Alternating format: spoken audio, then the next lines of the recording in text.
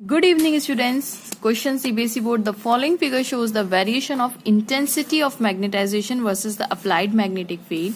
Intensity H मतलब applied magnetic field कितनी है H है और intensity of magnetization कितनी है I है. For the two magnetic materials A and B, identify the material A and B. Students यहाँ पे मैं एक और चीज समझाना चाहती हूँ. एक पेपर ऐसा था जहाँ पे ये पूछा हुआ था कि फॉर एग्जाम्पल ये था, ये दिया हुआ था और उन्होंने ये H वर्सेस I का एक ग्राफ है और ये ऊपर और एक ऐसा नीचे दिया हुआ है, ऐसा भी दिया हुआ है. तो हम दोनों चीज डिस्कस करेंगे. सबसे पहले तो हम ये पता करेंगे कि व्हाट इज इंटेंसिटी. I का मतलब होता है इंटेंसिटी ऑफ मैग्नेटाइजेशन. H का मतलब क्या होता है? Applied external magnetic field. तो कहने का मतलब है अगर आपने एक्सटर्नल मैग्नेटिक फील्ड अप्लाई की हुई है तो उसमें से आप देखिए, ये मैग्नेटिक कोई मटेरियल है मेरे पास, ठीक है, वेदर पैरा फेरो कुछ भी हो सकता है, पर मैग्नेटिक मटेरियल है कोई. अब अगर आप बाहर से जो एक्सटर्नल मैग्नेटिक फील्ड अप्लाई कर रहे हैं उसको मैं H नाम दे रही हूं. अब मान लीजिए आपने 0.2 टेस्ला लगाई हुई है मैग्नेटिक फील्ड. अब उसमें से मुझे बताइए क्या ये मटेरियल अगर पैरा है या डाई है तो क्या पूरा के पूरा वो डाई मैग्नेट मतलब सबके सब क्या एब्जॉर्ब कर लेगा? नहीं, इसकी अपनी खुद इंटेंसिटी है. मतलब पर मीटर क्यूब ये कितना मैग्नेटाइज हो पाता है, ऐसा तो नहीं है 100% मैग्नेटाइज हो जाएगा.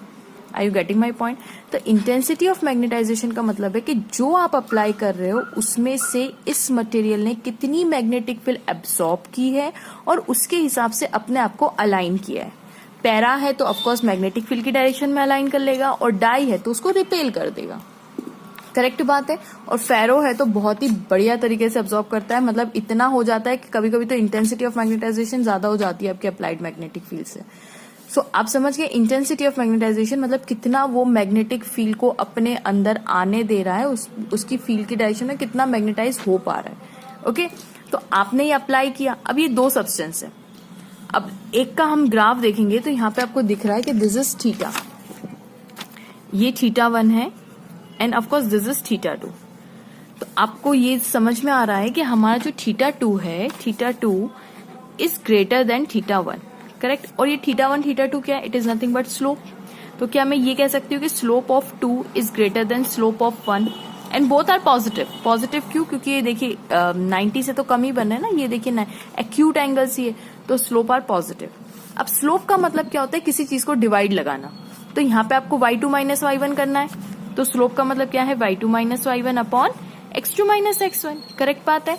तो y पे क्या है? I है और x एक्सिस पे क्या है? h है. तो मेरा कहने का मतलब है I by h. This is nothing but slope. Correct है. अब ये I बाई h आपको दे क्या रहा है? I अपॉन है. बिल्कुल सही है. आप सही सोचिए, इसकी वैल्यू होती है चाई, जिसको बोलते हैं ससेप्टिबिलिटी. ठीक है, थोड़ा सा टंग ट्विस्ट होती है मुझे बोलते वक्त, है ना. ससेप्टिबिलिटी, राइट, यस, चाई. मैं चाई बोलूंगी, हाँ, मुझे थोड़ा ये ज्यादा कंफर्टेबल लगता है.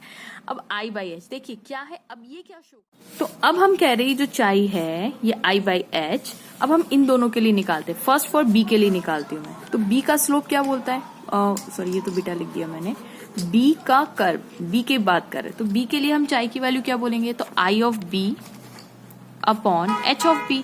देखिए I इसका और H भी इसका. ठीक है, तो that will be equals to this which is nothing but equals to slope, है ना. ये स्लोप है θ2 जो हमने क्योंकि स्लोप m से डिनोट होता है, tan थीटा से डिनोट होता है ना. तो that will be equals to tan θ2 हो जाएगा. सिमिलरली फॉर कर्व A की बात करें तो वो हो जाएगा I ऑफ A. ये यहाँ पे देखिए ये I ऑफ A होगा ना, ये I ऑफ A नाम दे दिया, इसको मैंने I ऑफ B नाम दे दिया मैंने, I ऑफ B. और ये क्या हो जाएगा? I of A. यहाँ पे अगर मैंने इसको H नाम दे दिया, H B, ऐसा कुछ नाम दे सकते, कोई दिक्कत नहीं है. तो I of A upon H of A, that will be equals to chi A which is equals to tan θ1. ये θ1 है, देखिए ये θ1 है, ये θ1 है ना, θ1. अब हम क्लेम कर रहे हैं कि थीटा, क्योंकि बाय द फिगर, हाँ, θ2 इज ग्रेटर देन θ1. तो tan से मल्टीप्लाई कर दूं तो tan theta should be greater than equals to tan θ1. इसका मतलब ये किसके बराबर है? चाई B के बराबर है. तो ये ग्रेटर देन दिस. इसका मतलब ये हुआ कि ये जो है, अब इसका सिग्निफिकेंस समझिए. ये जो ससेप्टिबिलिटी है B की वो ज्यादा है. इसका मतलब कि आप देखेंगे कि ये for the given magnetic field, for the given, जो भी आप गिवन मैग्नेटिक फील्ड, एच का मतलब मैंने बोला ना एक्सटर्नल मैग्नेटिक फील्ड, तो एक्सटर्नल मैग्नेटिक फील्ड में ये जो है ये ज्यादा, ये ससेप्टिबिलिटी है ना, तो ये ज्यादा है। ज्यादा का मतलब कि ये ज्यादा मैग्नेटाइज हो रहा है as compare to this a curve.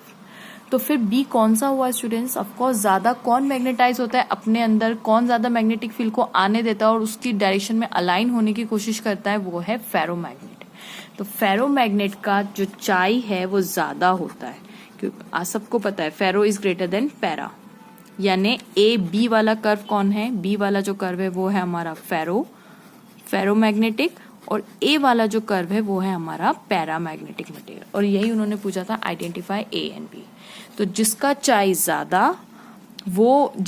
ज्यादा, इसका मतलब वो मैग्नेटाइजेशन ज्यादा दे रहा है, मतलब वो इंटेंसिटी, वो ज्यादा अपने अंदर मैग्नेटिक फील्ड को अब्सॉर्ब कर रहा है फॉर द गिवन। ये अगर सोचिए अब मैं इसको, अगर आपको ऐसे नहीं समझ में आया तो आप थोड़ी देर के लिए सोचिए कि लेट्स से ये वाली magnetic, for the given magnetic field के लिए देखिए, ये इतना सारा इंटेंसिटी आ गई, इसकी इंटेंसिटी ऑफ मैग्नेटाइजेशन देखिए फॉर ये इतने, अगर खाली इसके लिए मैं देखूं, ये सपोज ये H1 है, फॉर H1 इस वाली गिवन मैग्नेटिक फील्ड के लिए देखूं तो देखिए बी जो है वो IB तक इतना ज्यादा मैग्नेटाइज हो गया, इतनी सी मैग्नेटिक फील्ड में।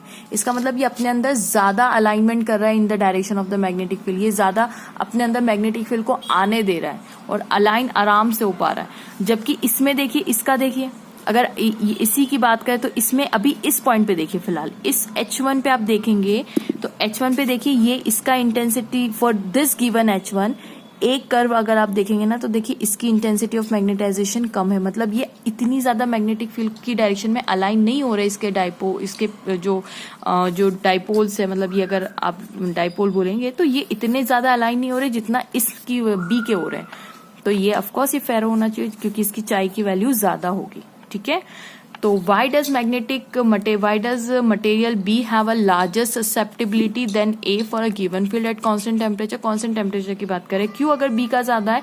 बिकॉज उसके पास डोमेन से, फेरोमैग्नेटिक मटेरियल के पास क्या होते हैं? डोमेन होते हैं। तो आप समझिए कि डोमेन्स के पास क्या होते हैं, ये डोमेन्स के फॉर्म में होते हैं। तो एक डोमेन में अगर 10⁻23 डाइपोल्स है तो अब सबके सब अभी इसमें सबके सब इस डायरेक्शन में, फिर इसमें सबके सब लेट्स से इस डायरेक्शन में, इसमें सबके सब लेट्स से इस डायरेक्शन में, पर 10⁻23 के इधर है ना, मतलब सबके सब एक डायरेक्शन में। तो एक बार इन्होंने अलाइन करना स्टार्ट किया तो आप एक बार में 10⁻23 को एक साथ अलाइन कर सकते हैं, एक साथ।